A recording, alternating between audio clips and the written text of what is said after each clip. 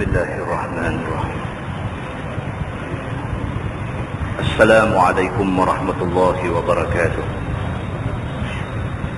Alhamdulillah wa bihi nasta'in. Ashhadu an la ilaha illallah wahdahu la syarika lah. Wa ashhadu anna sayyidana Muhammadan abduhu wa rasuluh. ونصلي ونسلم على هذا النبي الكريم سيد المرسلين وعلى آله وصحبه أجمعين. أما بعد، أيها المؤمنون اتقوا الله، أوصيكم وإياي بتقوى الله، فقد فاز المتقون. Muslimin dan muslimat, mudah-mudahan dirahmati Allah Subhanahu wa ta'ala. Di dalam sebuah hadis riwayat daripada Yazid bin Hayyan radhiyallahu anhu, kata dia, intalaqtu ana wa Husain bin Sabrah wa Amr bin Muslim ila Zaid bin Arqam radhiyallahu anhu. Falamma jalasna ilayhi qala lahu Husain, laqad laqita ya Zaid khairan katsira. Ra'aita Rasulullah sallallahu alaihi wasallam wa sami'ta hadithahu wa ghazawta ma'ahu وصليت خلفه. لقد لقيت يا زيد خيرا كثيرا. حدثنا يا زيد ما سمعت من رسول الله صلى الله عليه وسلم. قال يا ابن أخي، والله لقد كبرت سني وقدم عهدي ونسيت بعض الذي كنت أعي من رسول الله صلى الله عليه وسلم، فما حدثتكم فاقبلوا، وما لا فلا تكلفونيه. ثم قال قام رسول الله صلى الله عليه وسلم يوما فينا خطيبا بماء يدعى حمى بين مكة والمدينة، فحمد الله وأثنى عليه ووعظ وذكر، ثم قال أما بعد، ألا أيها الناس، فإنما أنا بشر يوشك أن يأتي رسول ربي فأجيب وأنا تارك فيكم ثقلين، أولهما كتاب الله فيه الهدى والنور، فخذوا بكتاب الله واستمسكوا به. فحث على كتاب الله ورغب فيه. ثم قال النبي صلى الله عليه وسلم وأهل بيتي، أذكركم الله في أهل بيتي، أذكركم الله في أهل بيتي. فقال له حسين ومن أهل بيته يا زيد؟ أليس نساؤه من أهل بيته؟ قال نساؤه من أهل بيته، ولكن أهل بيته من حرم الصدقة بعده. قال ومن هم؟ قال هم آل علي وآل عقيل وآل جعفر وآل عباس. قال هؤلاء حرم الصدقة؟ قال نعم، أو كما قال. hadis sahih riwayat Imam Muslim. Hadis ini riwayat daripada Yazid bin Hayyan Dia ni seorang daripada tabi'in. Yazid bin Hayyan ni dia bukan sahabat. Dia tak dan jumpa Nabi. Cuma dia dan jumpa sahabat Nabi. Maka generasi yang tak dan jumpa Nabi, hanya dan jumpa sahabat Nabi, mereka ni dipanggil tabi'in. Yazid bin Hayyan, dia cerita, dia kata dia bersama dengan dua orang lagi, iaitu Husain bin Sabrah dengan Amru bin Muslim. Mereka tiga orang pergi jumpa seorang sahabat Nabi yang bernama Zaid bin Arqam. Tiga orang daripada kalangan tabi'in ini, iaitu Zaid, Husain dengan Amru, pergi jumpa sahabat Nabi yang masih hidup pada masa itu. Sahabat tu nama dia Zaid bin Arqam radhiyallahu anhu. Bila mereka sampai di rumah Zaid, Zaid masa tu tua sangat dah.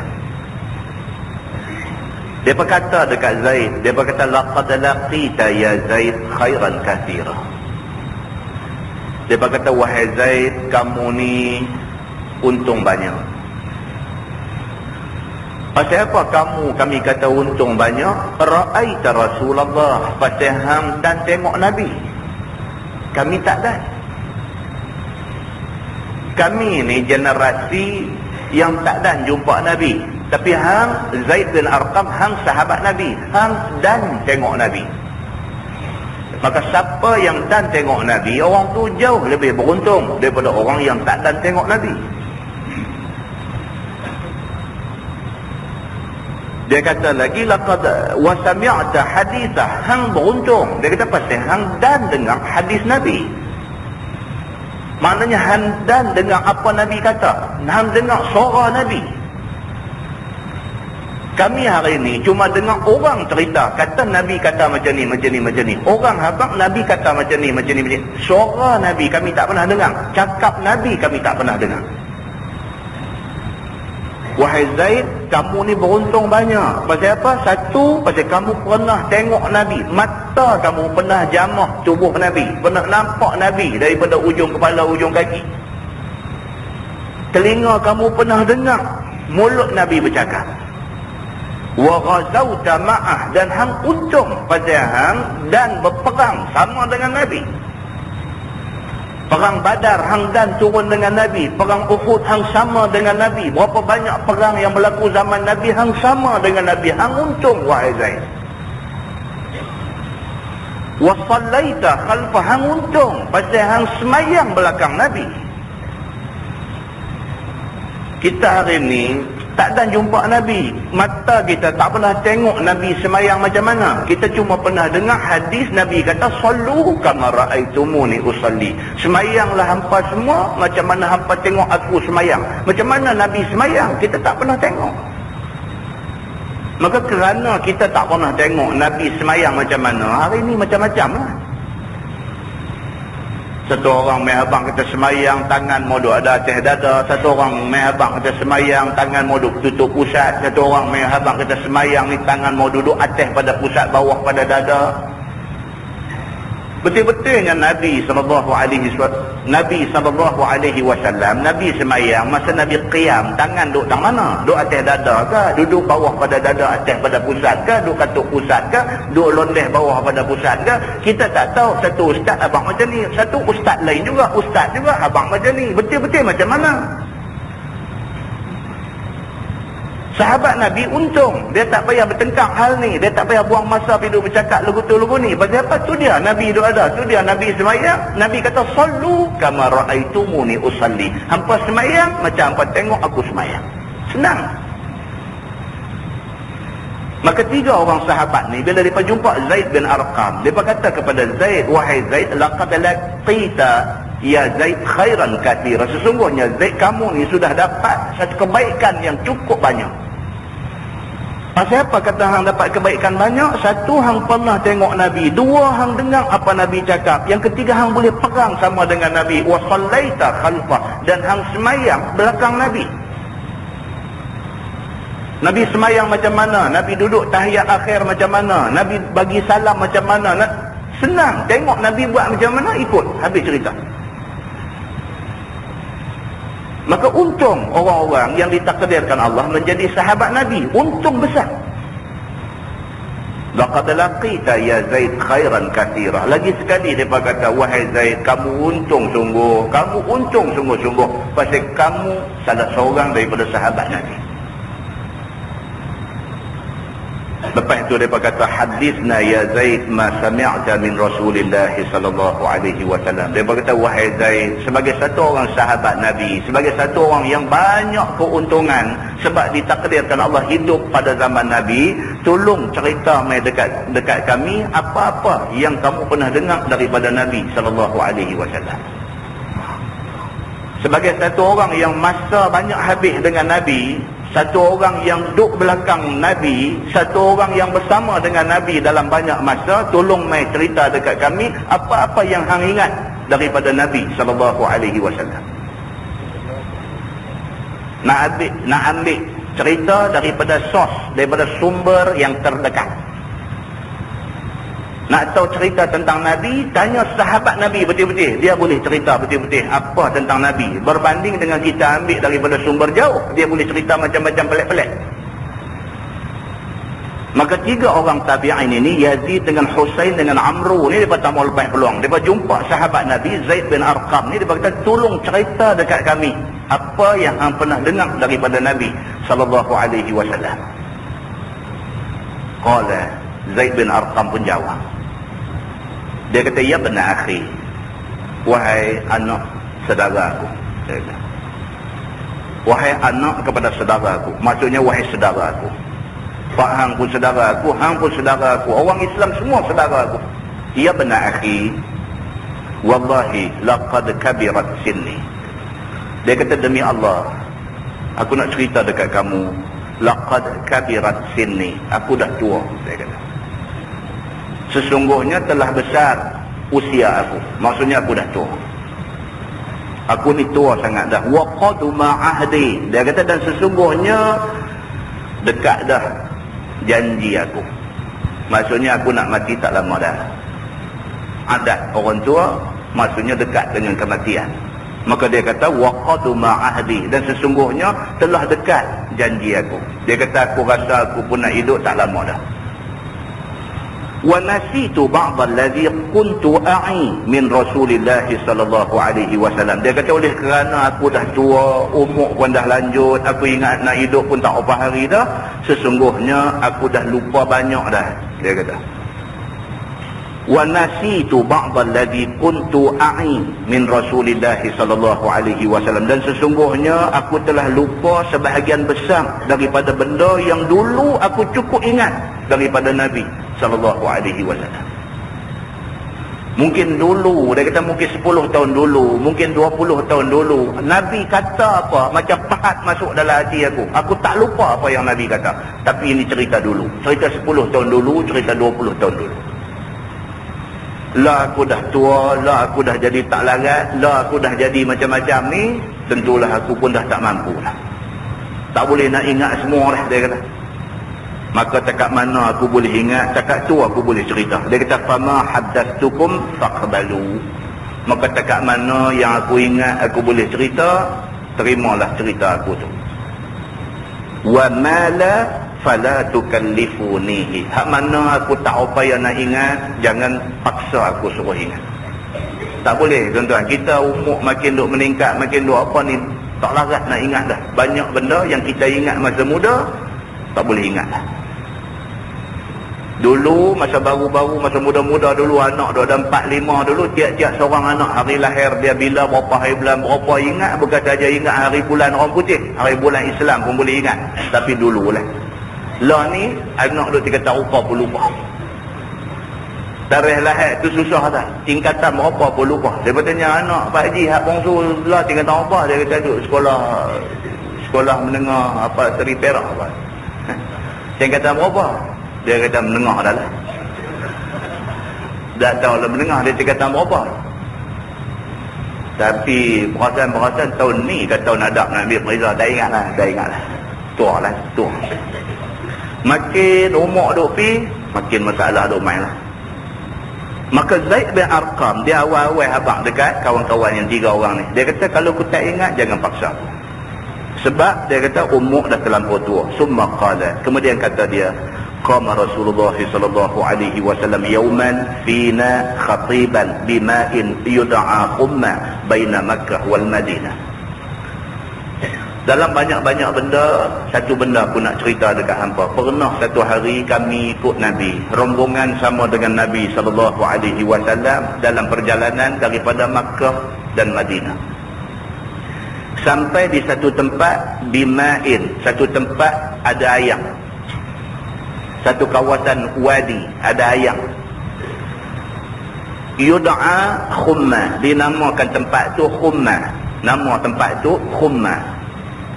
Waktu kami sama dengan Nabi dalam satu perjalanan di antara Mekah dengan Madinah, sampai di satu tempat yang ada lembah, ada air sikit. Tempat tu orang panggil Khumma. Nabi berhenti di situ. Nabi bagi satu khutbah dekat kami.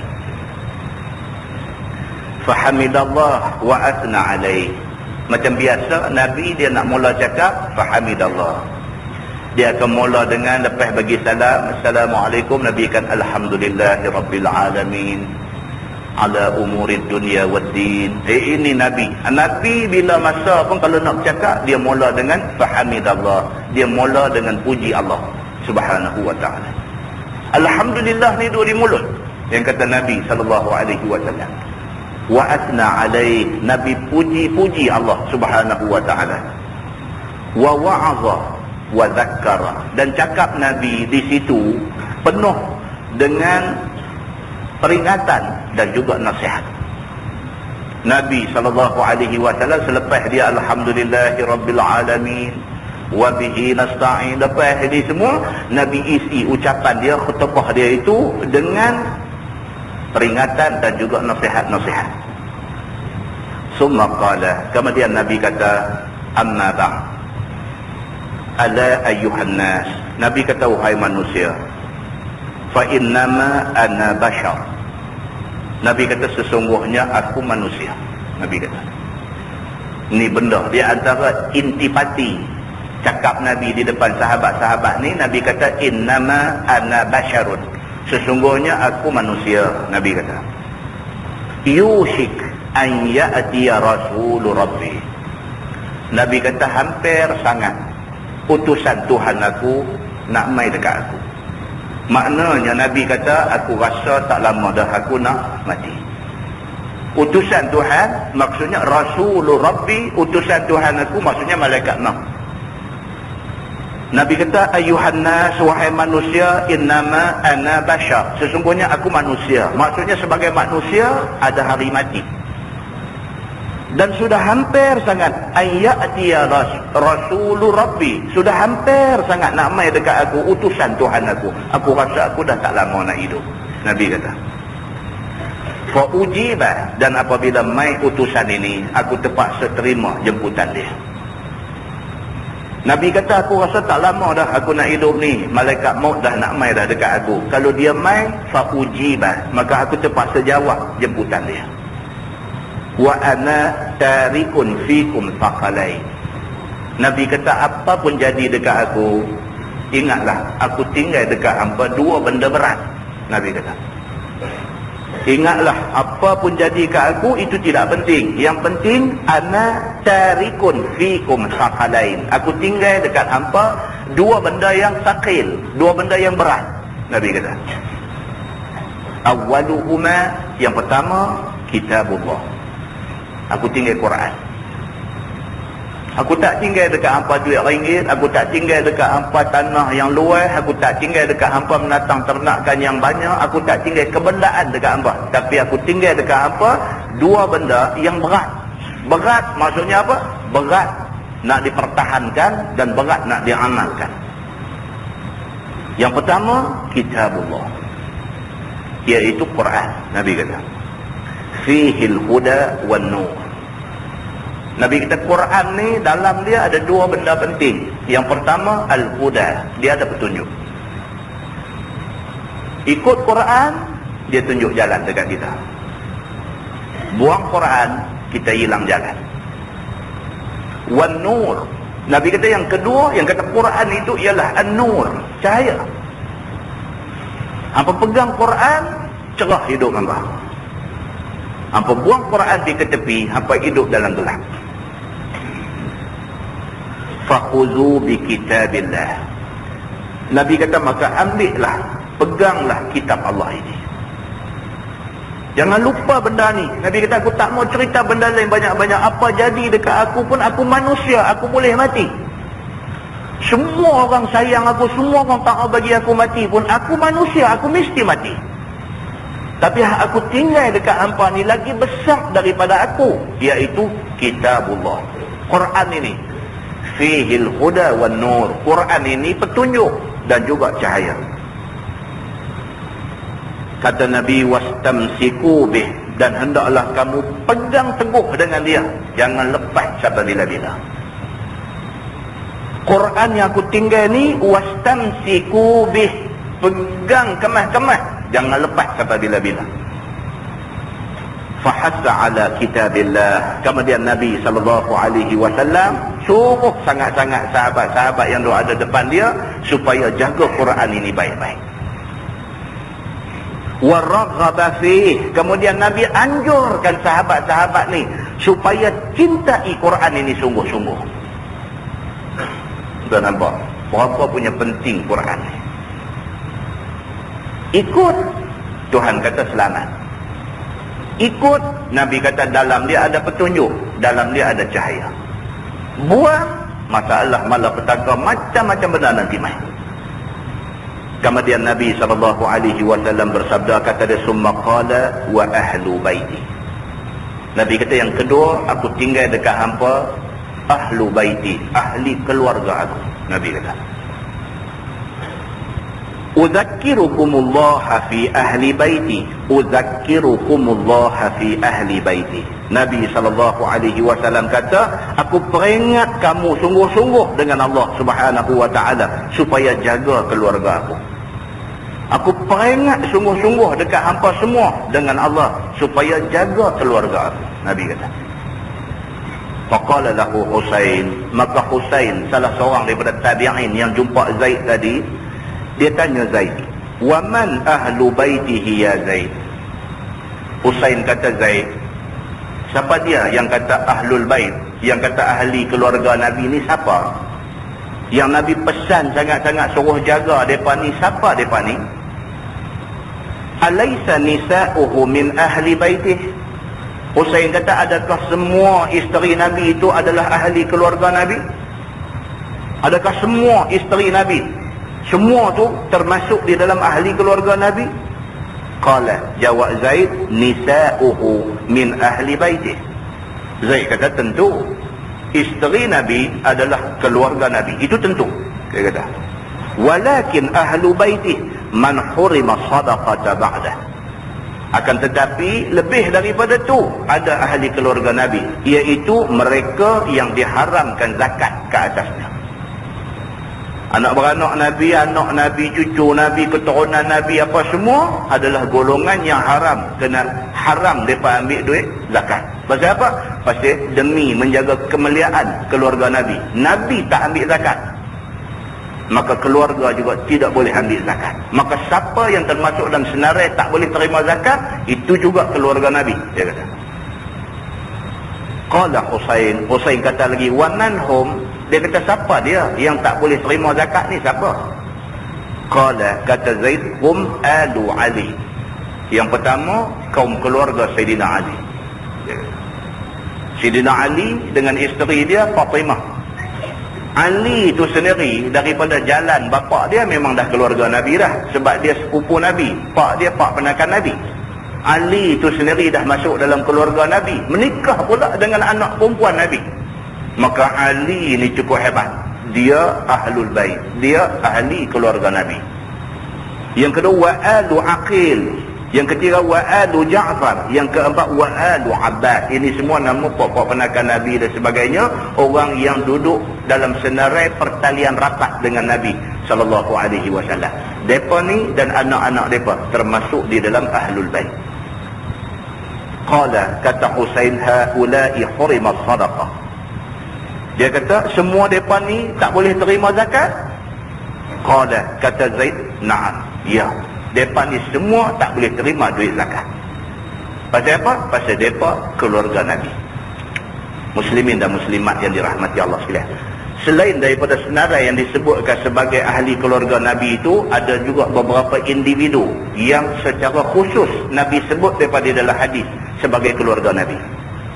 Di antaranya ialah Zaid bin Harithah. Zaid bin Harithah anak angkat Nabi. Tapi Nabi umum di depan orang semua, Nabi kata Zaid ini ahli keluarga aku. Maka ulama semua sepakat mengatakan Zaid terpilih secara istimewa untuk menjadi ahlul bait kepada Nabi SAW. Di antaranya ialah Salman Al-Farisi. Tuan-tuan, perang Khandaq, orang yang bagi cadangan suruh korek parit di keliling Madinah ialah Salman Al-Farisi. Dia bukan orang Arab, dia orang Parsi. Tapi dia walaupun bukan orang Arab, bukan keluarga Nabi, Nabi sebut dalam hadis dia, Salman ahli keluarga aku. Maka ulama sepakat mengatakan Salman Al-Farisi termasuk di dalam ahlul bait. Di antaranya ialah Usamah bin Zaid, anak pada Zaid bin Harithah tadi. Pak dia Zaid bin Harithah anak angkat Nabi, dia Usamah bin Zaid juga Nabi ambil untuk menjadi anak angkat Nabi. Maka sepakat ulama mengatakan Usamah bin Zaid juga ahlul bait, yakni ahli keluarga Nabi SAW. Dan seorang lagi manusia yang terpilih disebut oleh Nabi sebagai ahli keluarga dia ialah Maryah Al-Qibtiyah. Dia ni satu orang hamba perempuan bangsa Qibti. Dia berkhidmat kepada Nabi SAW. Nabi sangat sayang dekat dia. Nabi ambil dia. Nabi kata Maryah ini ahli keluarga aku. Dan Nabi SAW macam mana yang kita tahu mempunyai 11 orang isteri. Di antara isteri Nabi ialah Khadijah binti Khuwailid, nombor 1. Yang kedua Sa'udah binti Zam'ah. Yang ketiga Aisyah binti Abi Bakr. Yang keempat Hafsah binti Umar Al-Khattab. Yang kelima Zainab binti Jahshin. Yang keenam Zainab binti Khuzaimah. Ada 2 isteri Nabi nama Zainab. Yang ketujuh Ummu Salamah ataupun nama dia sebenar Hindun binti Umayyah. Yang ke-8 Ummu Habibah ataupun nama sebenar dia Ramlah binti Abi Sufyan. Yang ke-9 Maimunah binti Harith Al-Hilaliyah. Yang ke-10 Juwairiyah binti Harith. Dan yang ke-11 Safiyah binti Khuyai. Ini 11 orang isteri Nabi. 11 orang isteri Nabi SAW, mereka ini adalah ahli keluarga Nabi. Dalam senarai 11 ni hak Nabi paling sayang sampai mati, Nabi tak boleh lupa jasa kebaikan pengorbanan dia, ialah Khadijah binti Khuwailid. Khadijah binti Khuwailid sebelum kahwin dengan Nabi, dia sudah ada 2 suami. Nabi SAW adalah suami dia yang ketiga. Masa Nabi SAW kahwin dengan Khadijah, Nabi umur 25. Khadijah sudah umur 40. Nabi SAW menghabiskan sebahagian besar daripada umur muda dia dengan Khadijah. Khadijah kita tahu isteri yang pertama bagi Nabi SAW. Tapi kita tak tahu berapa tahun dia jadi isteri Nabi. Khadijah menjadi isteri Nabi 25 tahun. Daripada Nabi umur 25, Nabi kahwin dengan Khadijah sampai Nabi umur 50, Khadijah wafat. 25 tahun Nabi ada seorang isteri saja, Khadijah binti Khuwailid. 25 tahun Nabi tak kongsi dengan siapa-siapa. Isteri Nabi ialah Khadijah binti Khuwailid. Khadijah sudah wafat, Nabi menikah dengan Sa'udah binti Zam'ah. Umur Nabi sudah 50, baru Nabi menikah dengan Sa'udah binti Zam'ah. Kemudian baru menikah dengan Aisyah binti Abi Bakr. Sayyidatina Aisyah yang begitu sekali orang kenal dia. Nabi menikah dengan Aisyah binti Abi Bakr radhiyallahu anha. Nabi tak pernah lupa kepada Khadijah. Sampai kalau Nabi potong kambing, Nabi sembelih kambing, Nabi mula sekali abang Nabi kata apa? Ambil bahagian ni, bahagian ni, bahagian ni, pergi bagi dekat keluarga Khadijah. Nabi duduk saja-saja dengan Aisyah, Nabi cerita tentang kebaikan Khadijah. Sampai dalam hadis sahih riwayat Al-Bukhari, Aisyah pernah kata dekat Nabi SAW. Aisyah ni cemburu. Dia kata dekat Nabi, dia kata, apalah sangat istimewa Khadijah tu? Aku tidak melihat Khadijah ini melainkan satu orang wanita tua masa lampau. Dia kata, oh tu marah ada. Marah. Lamai rumah aku yang disebut Khadijah. Pasal apa? Isteri Nabi pun manusia. Dia sebut dekat Nabi macam tu. Dia kata, apalah istimewa Khadijah ni? Dia kata, sampai tak habis-habis, Khadijah. Dia kata, apalah istimewa Khadijah ni? Dia kata, sedangkan aku tahu yang kata Khadijah ni tidak lain melainkan dia satu wanita tua. Hang menikah dengan dia, dia dah umur 40. Dah ada 2 lelaki dah sebelum tu. Aku tidak melihat Khadijah ini istimewa melainkan dia satu orang wanita tua masa lampau hang. Dia kata. Aisyah kata lagi dekat Nabi, dia kata, bukankah hari ini Allah sudah ganti kepada kamu satu isteri yang jauh lebih baik daripada Khadijah? Maksud dia lah. Nabi dengar-dengar macam tu, merah muka Nabi. Merah muka Nabi. Nabi kata dekat dia, wallahi, Nabi kata demi Allah, tak akan ada satu isteri pun yang boleh jadi lebih baik daripada Khadijah. Tahu apa yang bubuh titik? Nabi kata jangan cakap macam tu. Tak akan ada seorang pun, dia kata, bini aku yang akan boleh menjadi isteri yang sebaik Khadijah. Nabi kata. Kemudian Nabi kata, demi Allah, sewaktu semua orang kafir dengan aku, dia beriman dengan aku. Nabi. Untuk ingat balik, orang yang mula beriman dengan Nabi siapa? Khadijah. Nabi pergi duduk di Gua Hira. Nabi berkhalwah di Gua Hira. Dia buat bekal. Khadijah ni zaman susah tu dialah isteri Nabi. Dia buat bekal apa semua Nabi nak duduk sehari semalam punya makanan dia siap untuk Nabi. Nabi duduk di Gua Hira bermunajat kepada Allah, beruzlah, berkhalwah seorang diri. Sampailah satu hari Jibril mai jumpa Nabi, peluk Nabi, apa semua. Nabi lari balik, suruh, wahai isteriku, selimutkan aku. Dia terus selimut, dia tak buat kelang kabut tanya apa. Dia sangat faham tentang suami dia, Nabi SAW. Langsung tak bagi masalah dekat Nabi. Dia selimut Nabi, tunggu Nabi sampai Nabi tenang daripada terkejut ni. Kemudian baru Nabi cerita dekat dia, aku didatangi oleh satu makhluk mai peluk aku, kata lagu ni dan sebagainya.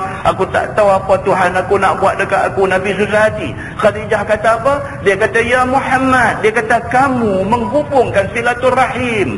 Wahai Muhammad, kamu membantu orang yang berhajat. Wahai Muhammad, kamu meraihkan tetamu. Wahai Muhammad, dia sebut semua kebaikan Nabi. Dia kata, orang yang sebaik kamu, tak mungkin Allah akan buat tak elok dekat kamu. Tengok, psikologi dia tinggi. Nabi kata dekat Aisyah, dia kata, waktu semua orang kafir dengan aku, tak mau terima aku, tak percaya aku, Khadijah beriman dengan aku. Waktu semua orang dustakan aku, dia percaya aku. Nabi kata, waktu semua orang tak mau tolong aku, dia menggembirakan aku dengan harta benda dia. Nabi kata. Dan aku dapat anak dengan dia. Nabi kata. Muslimin dan muslimat yang dirahmati Allah sekalian. Aisyah bila dengar macam tu menangis. Minta ampun dia kepada Allah, minta maaf dia kepada Nabi SAW. Menangis dia. Dia kata dia tak akan sebut dah benda-benda macam ni selepas daripada ni. Dia kata. Muslimin dan muslimat yang dirahmati Allah sekalian, itu baru satu daripada isteri Nabi, Khadijah binti Khuwailid radhiyallahu anha. Ni tiap-tiap satu isteri ni dia ada macam-macam cerita dia yang disebut di dalam hadis dan dicatatkan oleh ulama-ulama hadis tentang tiap-tiap isteri dia ni. Muslimin dan muslimat yang dirahmati Allah sekalian, maka tidak heran Nabi SAW pesan dekat sahabat-sahabat dia. Nabi kata, aku tinggal dekat hampa 2 benda. Satu Quran, yang kedua keluarga aku. keluarga aku adalah orang yang paling faham tentang getir yang aku lalui di dalam perjuangan aku ni. Orang lain kalau kata faham pun mungkin 20% saja, mungkin 30% saja. Tapi yang betul-betul faham getir yang ditanggung oleh pejuang ini ialah isteri dia. Muslimin dan muslimat yang dirahmati Allah. Iaitu sebab bila turun ayat dalam surah Al-Ahzab, Allah berfirman, a'udzubillahi minasyaitanir rajim, wa kadzalika ja'alna likulli nabiyyin aduwwan minal mujrimin wa kafaa bi rabbika hadiyan wa nasira. Sadaqallahul azim. Turun ayat tu dekat Nabi. Nabi terkejut. Allah kata dalam ayat tu, wa kadzalika ja'alna likulli nabiyyin aduwwan. Dan demikianlah kami jadikan bagi setiap Nabi itu adu, yakni musuh. Minal mujrimin, daripada kalangan orang yang berdosa. Wa kafa bi rabbika hadiyan wa nasira. Dan memadailah Tuhan kamu, dia memberi dia adalah pemberi petunjuk dan dia adalah penolong kamu. Turun ayat tu, Nabi SAW berasa kuat. Dengan getir, dengan susah payah, dengan macam-macam ujian yang mai. Bila mai ayat macam ni, Nabi berasa kuat. Nabi faham, aku buat baik macam mana pun musuh ada. Musuh sentiasa nak serang aku. Dan orang yang membantu Nabi ketika Nabi breakdown, ketika Nabi teruk kena dengan musuh ni, ialah isteri-isteri Nabi. Maka Nabi pesan suruh jaga mereka ni baik-baik. Turun pula satu ayat kepada Nabi. Allah berfirman, a'udzubillahi minasyaitanir rajim. Ya ayyuhan nabi qul li azwajik in kuntunna turidna al-hayata ad-dunya wa zinataha fata'alaina umatti'akunna wa usarrihkunna sarahan jamila. Sadaqallahul azim. Turun ayat tu, Nabi lagi terkejut. Allah berfirman, ya ayyuhan nabi, wahai nabi, qul li azwajik, dikata dekat isteri-isteri kamu semua, dikata dekat mereka, in kuntunna turidnal hayatad dunya wa zinataha. Kalau sekiranya hampa semua, kamu semua ni berhajat kepada dunia dan juga kepada perhiasan dunia, fata'alaina umatti'kunna wa usarrihkunna sarahan jamilah. Nabi kata, mai dekat aku, habang dekat aku elok-elok, aku akan ceraikan kamu dengan jalan yang baik.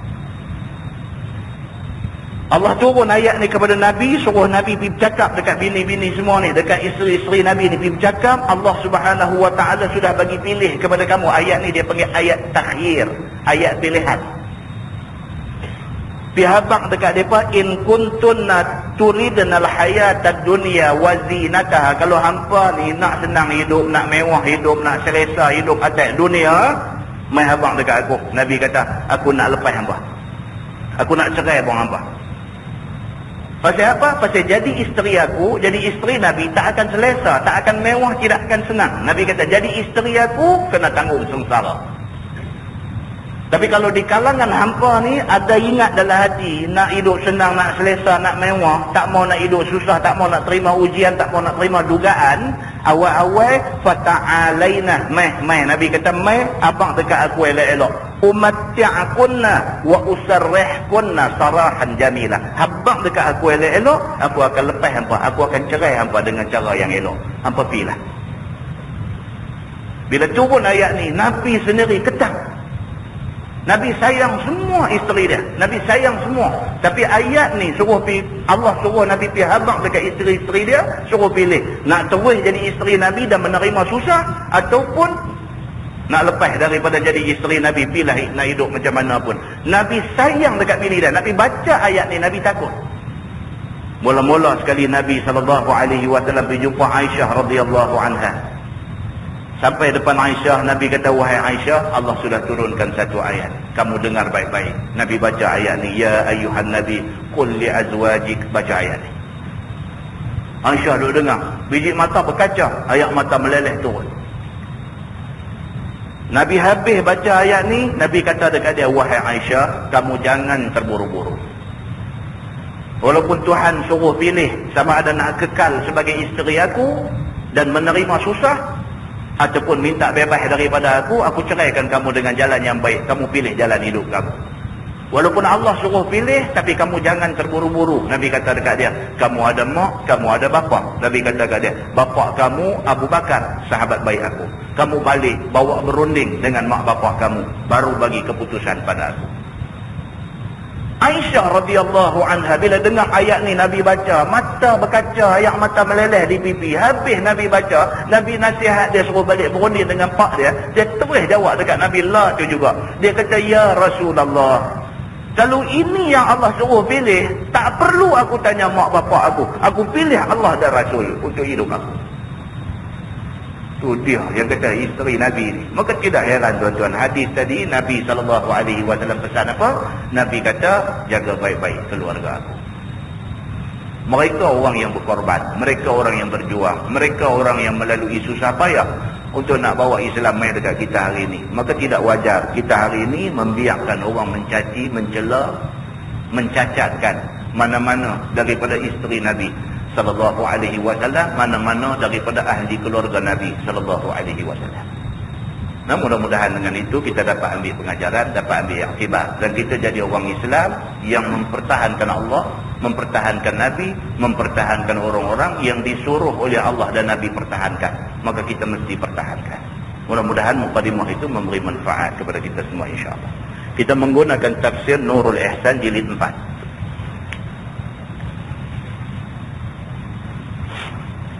Kita masih berada dalam tafsir surah Al-Jathiyah. Surah Al-Jathiyah, muka surat 69. Muka surat 69.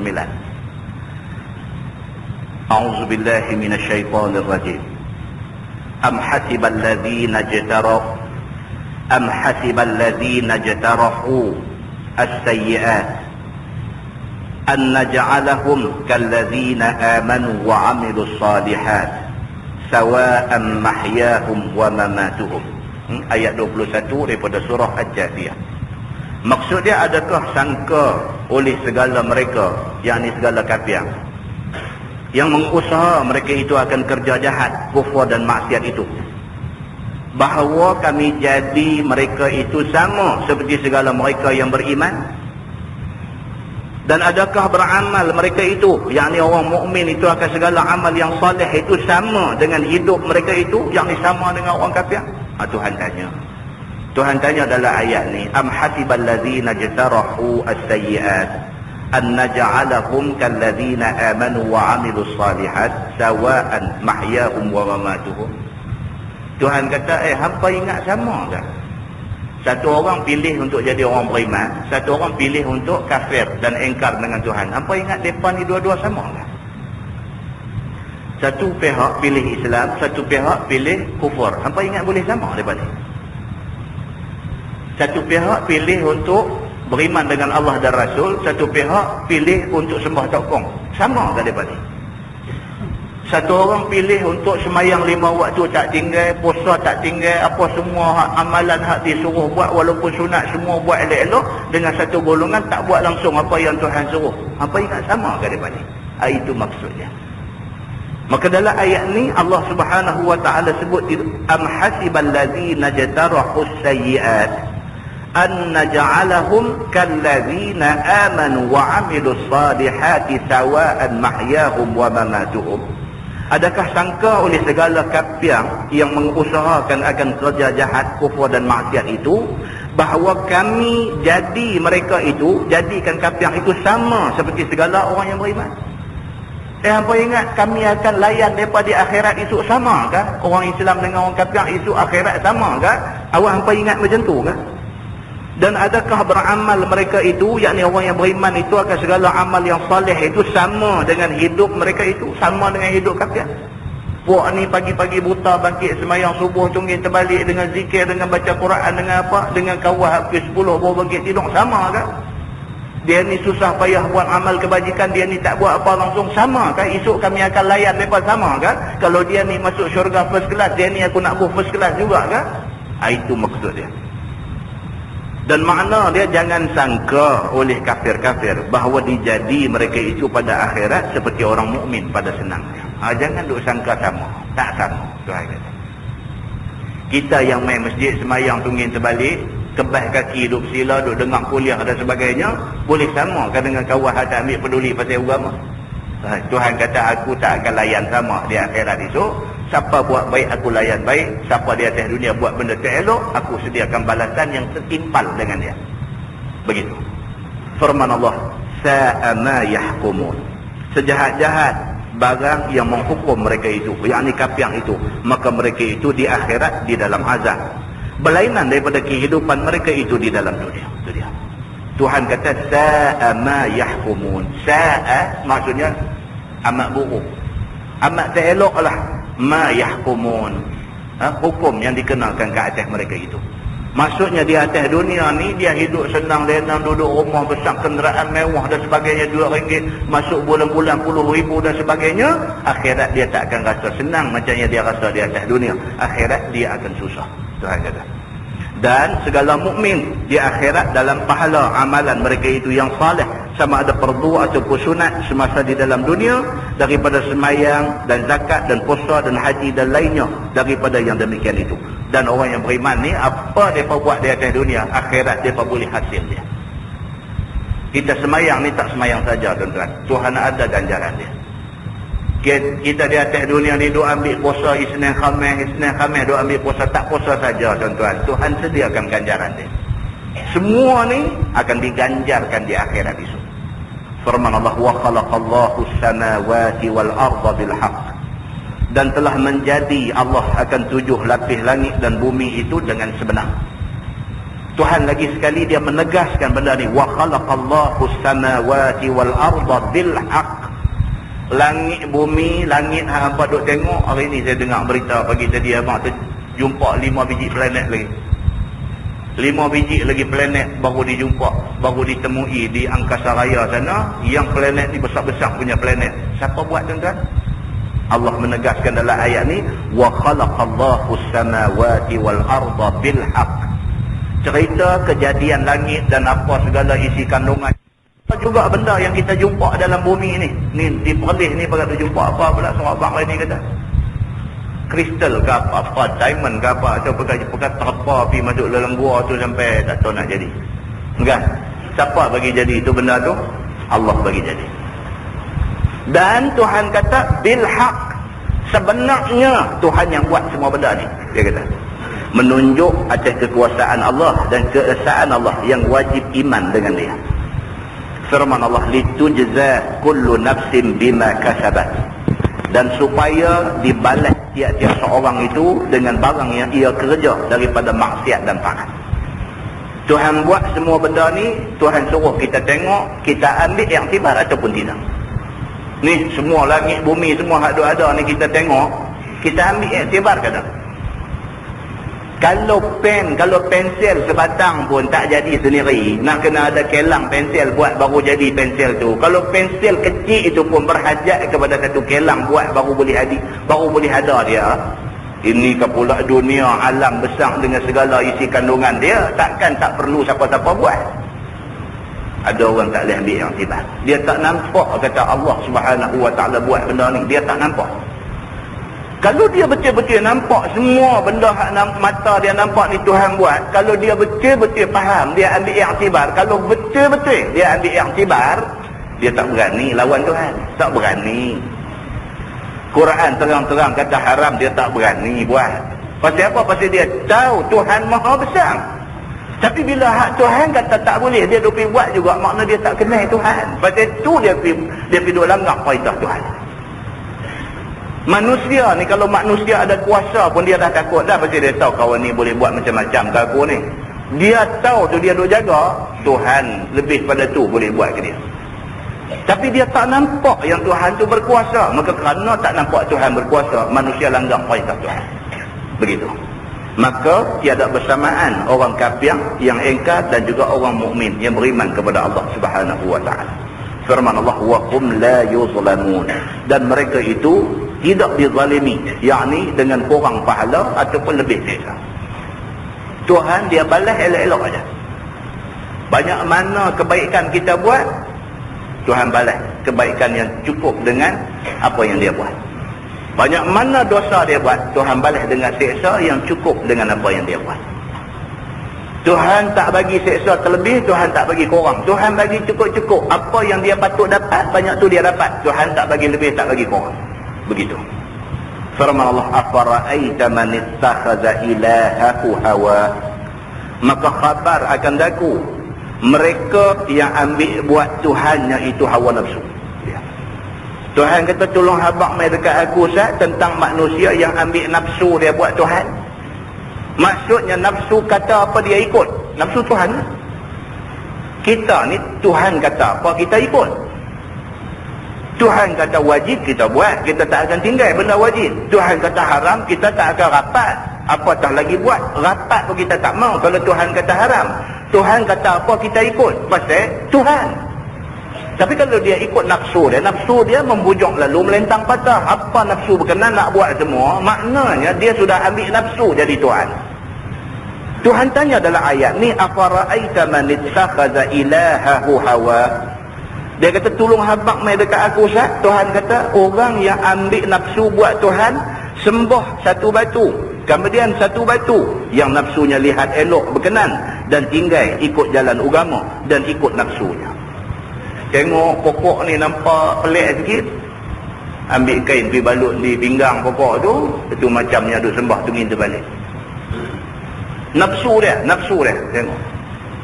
Ni nampak pelik pokok ni, pergi minta hajat sikit.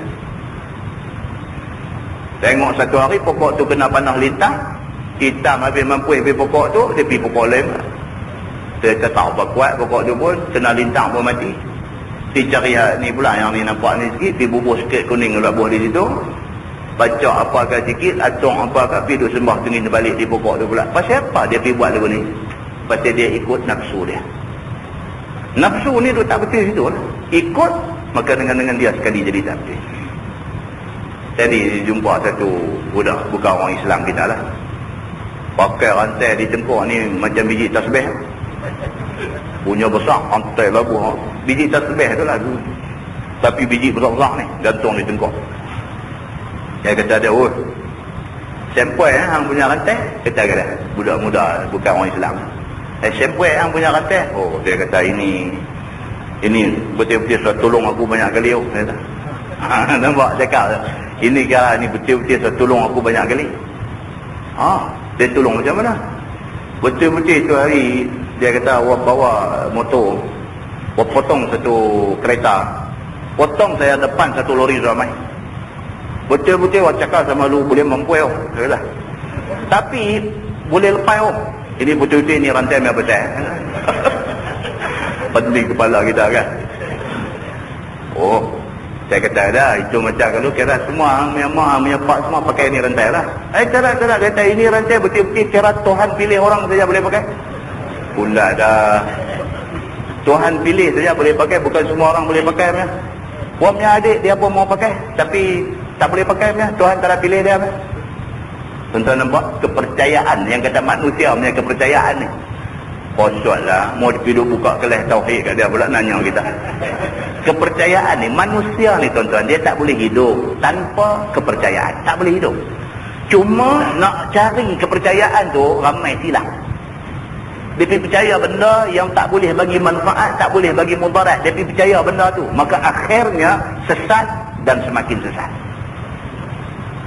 Muslimin dan muslimat yang dirahmati Allah sekalian, Tuhan tanya dalam Quran, afara'aita man ittakhadha ilahahu hawa.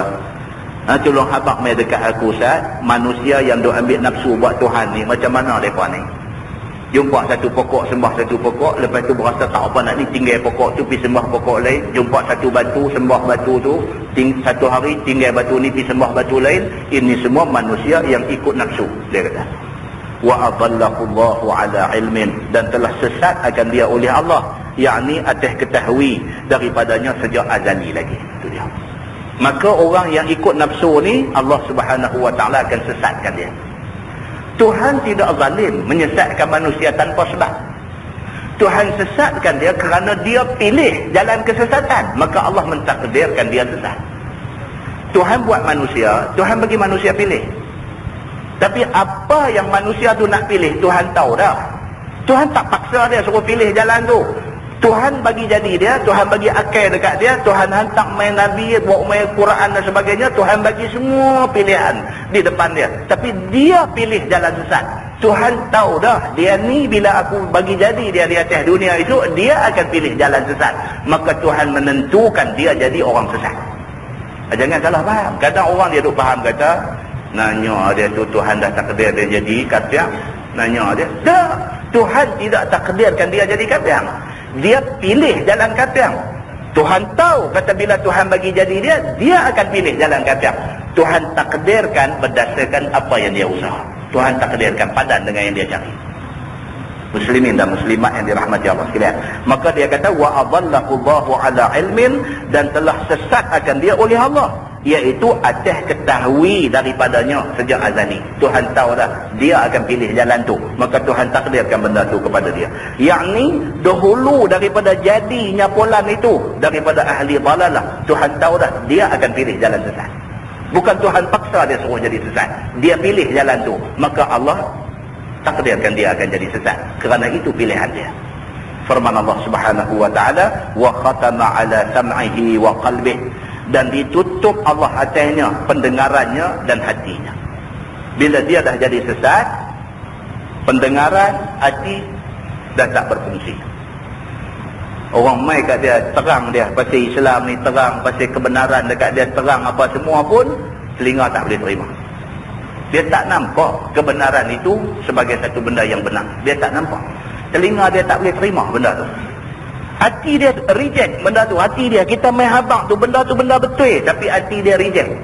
Telinga dia, hati dia sudah kena tutup, tak boleh terima kebenaran, dan tiada fikir akan hatinya itu. Wa ja'ala 'ala basarihi ghishawa, dan jadi Allah atas matanya itu satu selaput, jadi buta, tidak nampak jalan hidayah agama.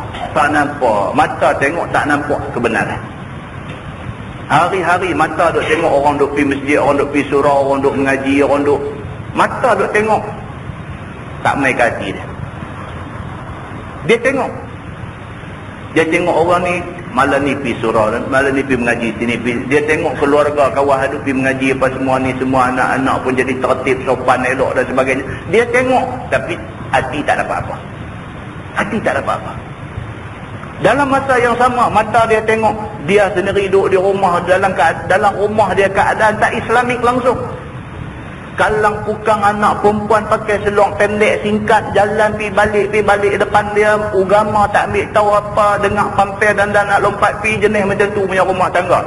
Dan dia sendiri pun serabut tengok keadaan anak dia, dan tapi dia tak nampak kata jalan yang dia pilih tu tak betul.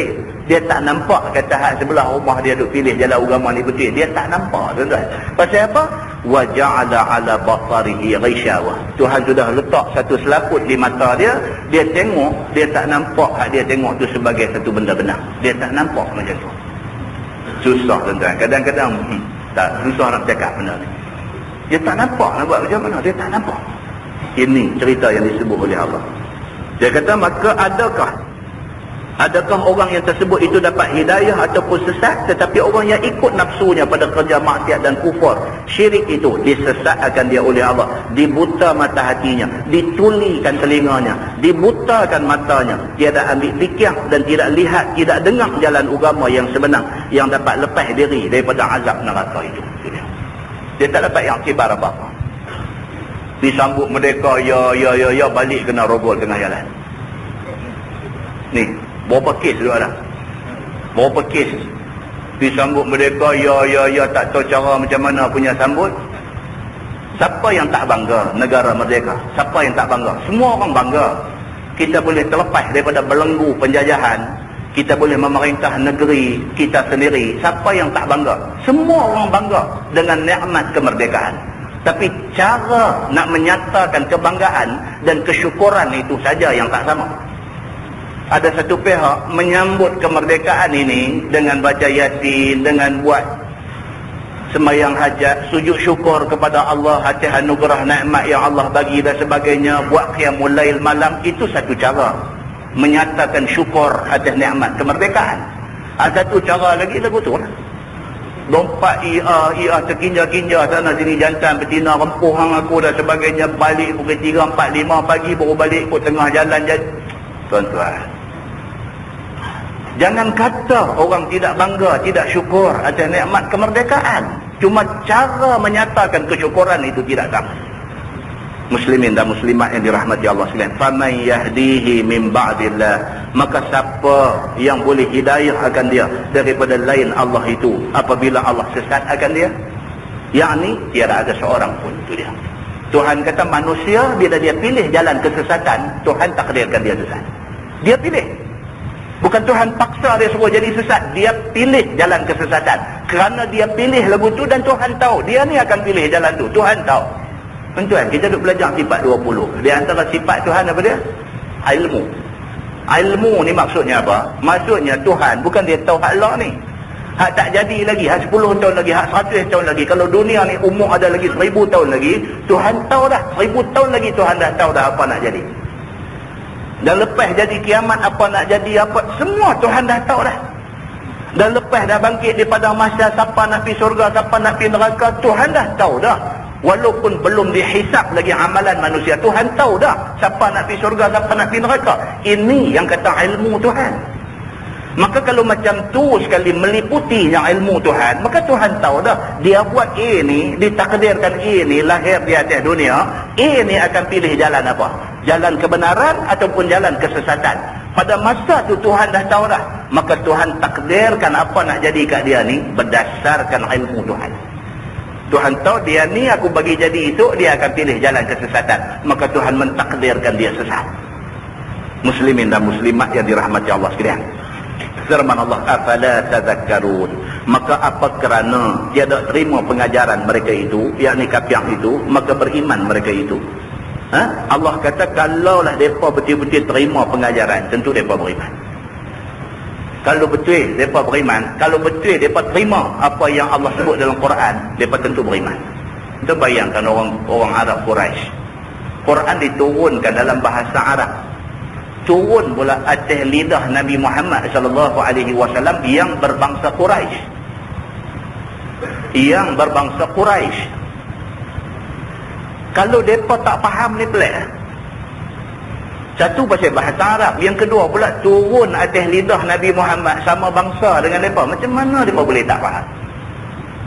Kalau betul-betul mereka ambil faham, ambil pengajaran daripada Quran, mereka tak sesat.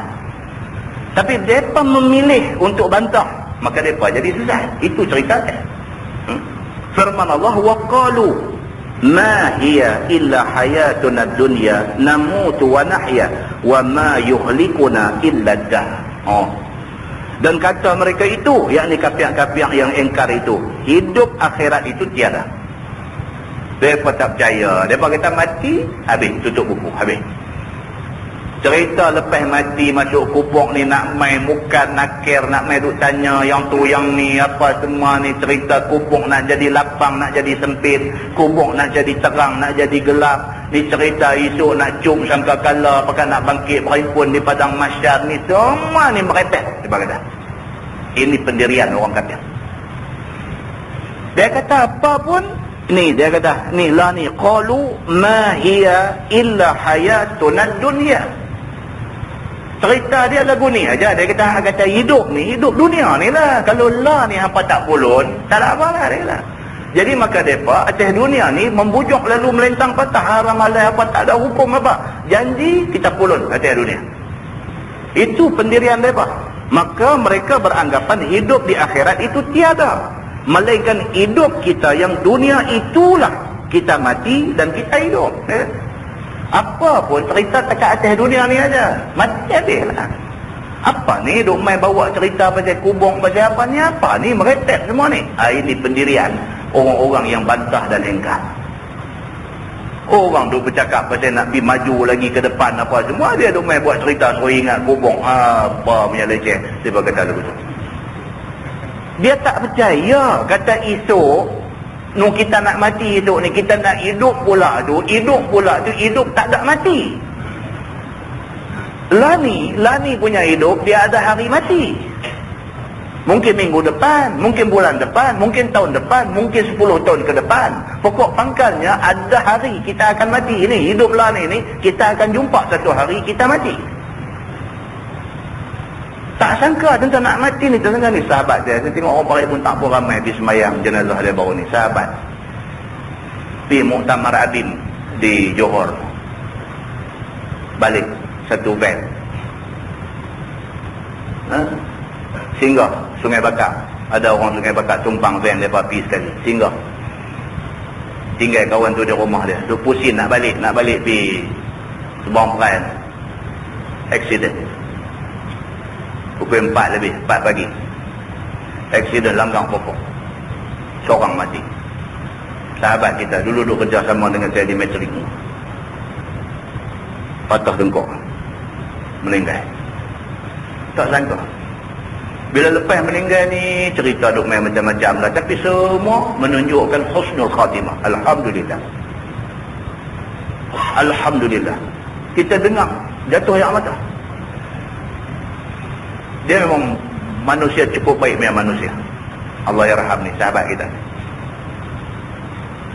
Hari dia nak bertolak.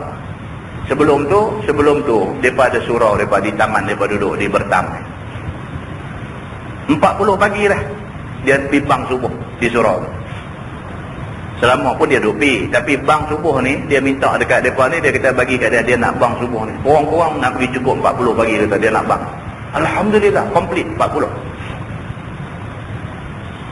Dan hari kejadian tu balik daripada Johor tu, dia pesan dekat kawan ni, dia kata kalau boleh bagi dan, dia kata dia nak bang juga begitu pun.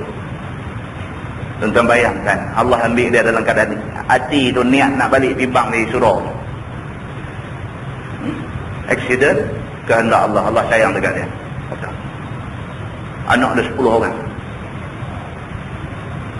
Isteri dia pun cerita, dia kata hari dia nak keluar nak bertolak pergi tu, dia pegang kepala isteri dia. Dia kata kita dah menikah dah berapa puluh tahun lah. Anak sulung baru masuk universiti tu UIA. Dia dah menikah berapa puluh tahun lah. Kalau dia kata you ada dosa apa-apa dekat abang maaf semua. Abang pun kalau ada apa-apa dosa dengan you, abang minta maaf. Kita proses. Sebelum nak keluar pergi tu. Tapi tak sangka lah benda nak jadi lagu-lagu mana. Tapi jadi macam tu. Tuan, nampak? Tuhan dia nak ambil kita ni. Tak boleh cakap lah tuan-tuan. Tak boleh cakap. Terkejut kita ni. Pagi-pagi kawan dah hantar SMS. Mai buka-buka tengok. Sahabat kita ni. Terkejut. Betul ke ni? Call balik. Betul ke ni? Dia kata dia pun ada orang bagi tahu. Haji saya kata ni cerita mati ni jangan dikembangkan sebelum kita dapat kepastian, kata. Cek. Sungguh.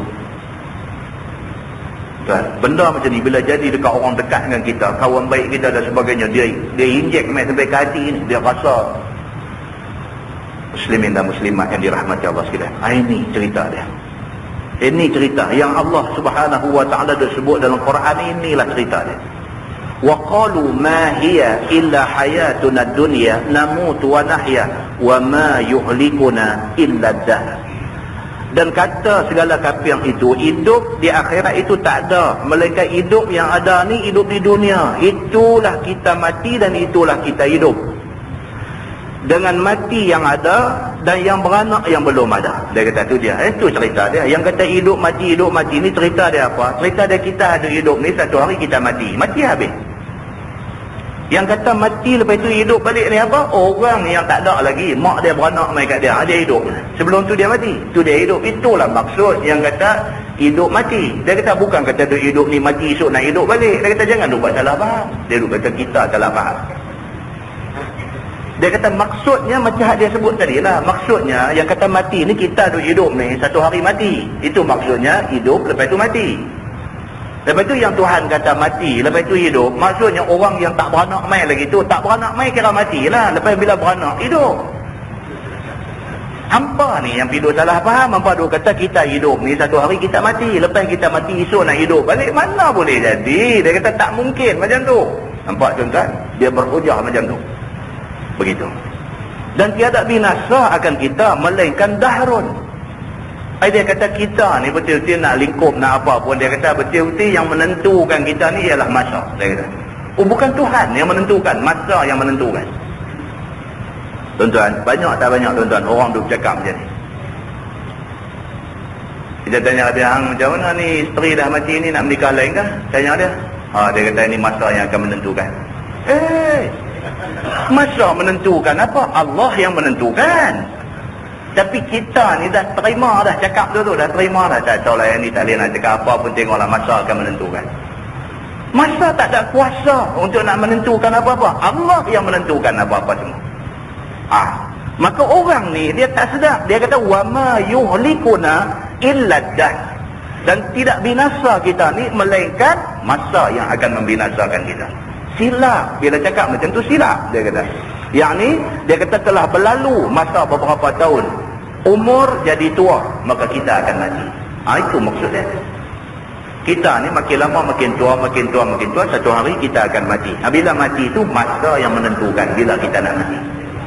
Tak betul macam tu, tak betul. Bukan malaikat maut yang ambil nyawa dengan suruh daripada Allah Subhanahu wa taala. Dia tak faham itu. Maka firman Allah, wa ma lahum bidzalika min ilmin in hum illa yadhunnun. Dan tiada bagi mereka itu dengan perkataan, yakni i'tiqad yang demikian itu, daripada ilmu yang diambil daripada kitab-kitab. Tuhan kata orang hadap cakap legutu itu bercakap tidak berdasarkan kitab. Bercakap orang tak erti Quran. Itu bercakap legutu tu cakap orang tak erti Quran, dia kata. Dan tiada mereka itu melainkan zan, yakni sangka-sangka, gamak-gamak sahaja. Maka zan tiada mengkaya ia daripada yang sebenar akan suatu. Cakap tu cakap mengikut sedap mulut, main sangka-sangka, main gamak-gamak, main agak-agak bercakap. Tak bercakap macam orang yang faham agama. Cakap ikut dalam mulut nak kata aja, dia kata. Firman Allah, wa idza tutla alaihim ayatuna bayyinatin ma kana hujjatahum illa an qalu.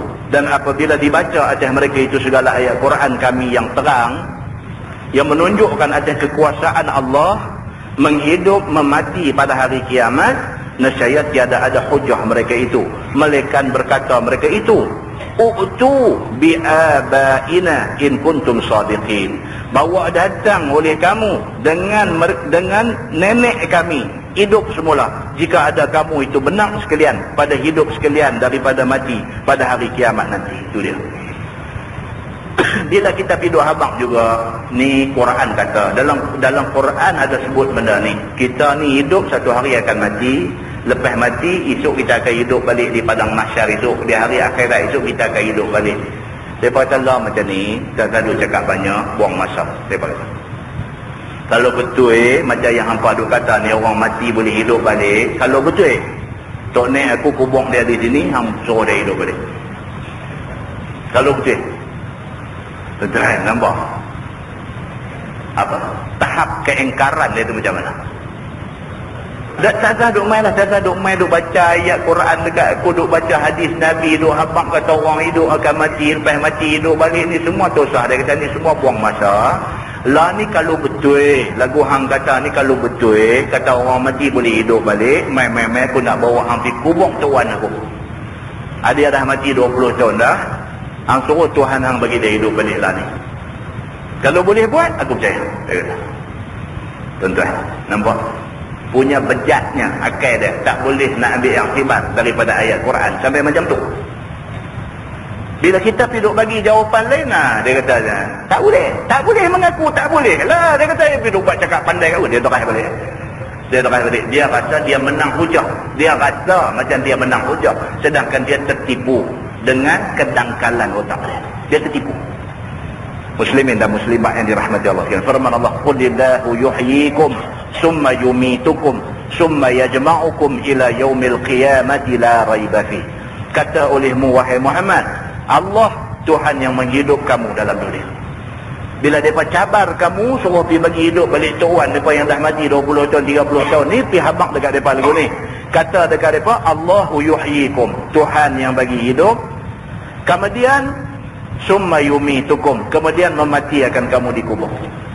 Hang hidup pun Tuhan yang bagi hang hidup, hak mati itu pun Tuhan bagi mati. Kemudian menghidup akan kamu untuk kali kedua di akhirat, kemudian daripada mati.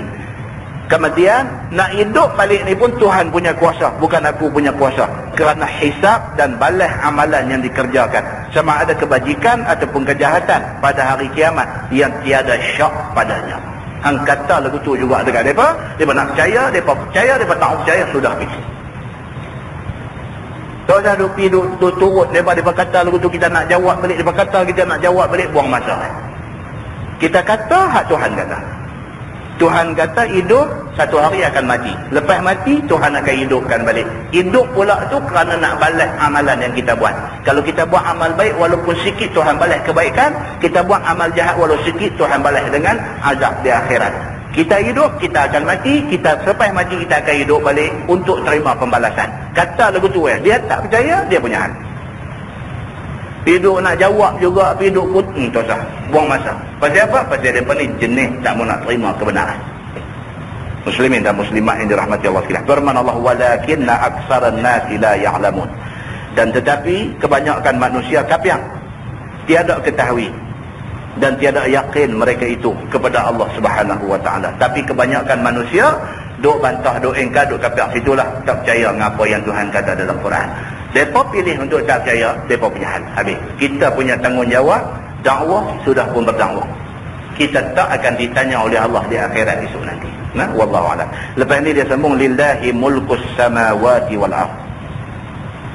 Bagi Allah milik segala langit dan bumi.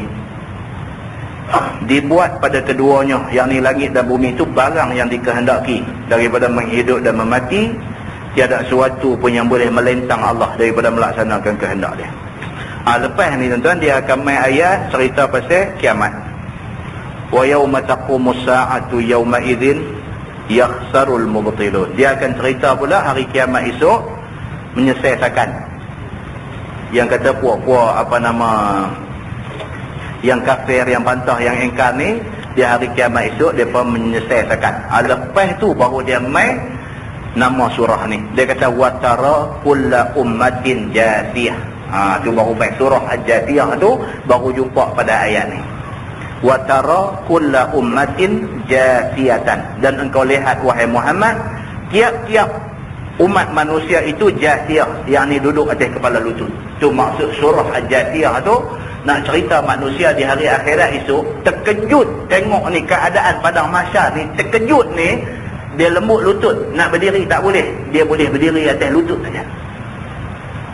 Nak bangkit berdiri tu, nak berdiri atas tapak kaki tu tak boleh, dia lembut lutut. Macam terkejut tengok ni, yang kata hari kiamat ni, yang kata akhirat ni, yang kata padang mahsyar ni, yang kata hangat dia ni, yang kata ayak peluh duk tenggelam orang ni, yang kata kala jengking, kalalit mai duk luruh atas belakang orang di padang mahsyar ni. Bila dia tengok tu jathiyah, dia tak boleh berdiri, dia lembut lutut, dia terlipat lutut, jadi duduk dalam keadaan jathiyah, duduk dalam keadaan berlutut saja. Semua orang duduk macam tu, duduk gagah nak bangkit tak boleh, dia lembut lutut ni, terkejut tengok ni. Macam kita lah tuan-tuan, duduk tak duduk orang mai habang satu berita yang apa akan jadi orang mai habang ni anak hang apakah dengar tu lembut lutut, rah kata jatuh terduduk. Pasal apa tuan-tuan? Pasal ni dengar benda terkejut ni, dengar baru tak tengok lagi, dengar baru lutut terlipat. Hari akhirat itu macam mana keadaan dia? Tengok yang kata padang mahsyar tu, tengok tu saja lutut ni dah lipat. Maka keadaan manusia di padang mahsyar itu Tuhan kata watara kulla ummatin jathiyah. Dan kamu lihat semua orang, semua umat manusia daripada zaman Nabi Adam dulu sampailah kita umat Nabi Muhammad ni, kamu tengok semua umat manusia ni jathiyah, lutut duduk berdiri, kaki tak boleh berdiri. Pasal apa? Pasal gerunnya yang dikatakan hari akhirat itu. Itu baru kita jumpa yang kata asal nama surah ni surah Al-Jathiyah. Lepas tu dia akan cerita apakah kegerunan yang ada di mahsyar ni. Mudah-mudahan Allah panjangkan umur kita, bagi kelapangan masa dekat kita boleh habiskan surah Al-Jathiyah ni. Satu kuliah lagi insya-Allah, 1.5 muka lagi habis surah Al-Jathiyah. Nah, wallahu a'lam. Kita ada satu kuliah saja lagi bulan depan. Lepas tu dah puasa. Ini bulan 9, bulan 10 awal minggu, awal bulan satu kuliah, tengah bulan depan dah puasa. Tengok tuan-tuan masa macam mana menyaduk jalan. Tengah bulan depan aja. Takut betul. Dah nak mai dah Ramadan lagi sekali. Pasal aku duduk teringat-teringat aja duduk beli cucuk bulan puasa pun bayar hutang, mai pula puasa. Mai pula bulan puasa. Macam mana Tuhan dia punya duk bagi terah masa ni. Jam kita duk pusing macam tu juga, 24 jam juga duk pusing, tapi dia duk jadi cepat. Secara sedang, secara tak sedang Tuhan buat benda ni. Tuhan buat ni. Ni hal jadi cepat ni semua Tuhan buat. Sedang tak sedang ni, sedang tak sedang. Ku kata benda ni jadi pelik pun tak juga. Jam berjalan macam tu juga.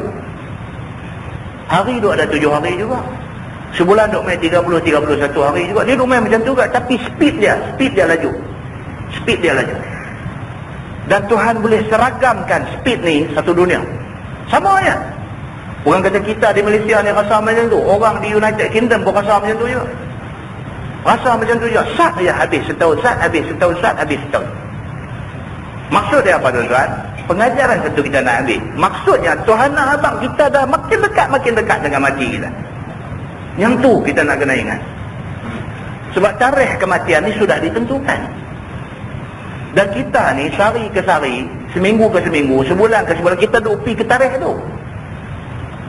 Kalau dulu speed dia, kelajuan dia nak pergi ke tarikh tu tak apa laju sangat. Lah ni dia laju. Makna kita lagi dekat dengan nak mati ni. Persoalannya ialah cukup dah ke? Cukup dah ke benda kita nak bawa pergi menghadap Tuhan ni? Cukup dah ke? Mampukah kubur kita tu diterangi dengan amalan kita? Mampu ke? Kubur kita itu ni nak pakai 5 watt ke? Terang cahaya dalam kubur tu lampu 5 watt ke? Lampu 18 watt ke? Lampu 40 watt ke? Lampu 100 watt ke? Kita tak tahu lagi. Dan benda ni Tuhan kata bergantung kepada amalan yang kamu buat. Kalau amal yang kamu buat itu berkuasa tinggi, terang kubur kamu.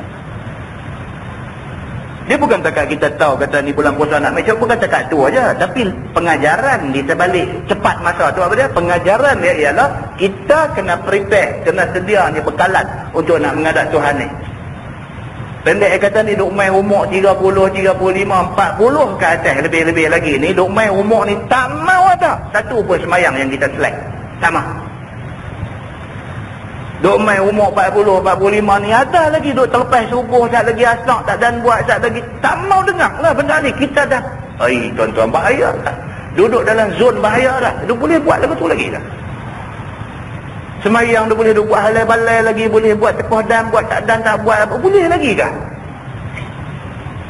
Jangan tuan-tuan, jangan. Cerita dia lagu tu. Jadi ambil yang tiba.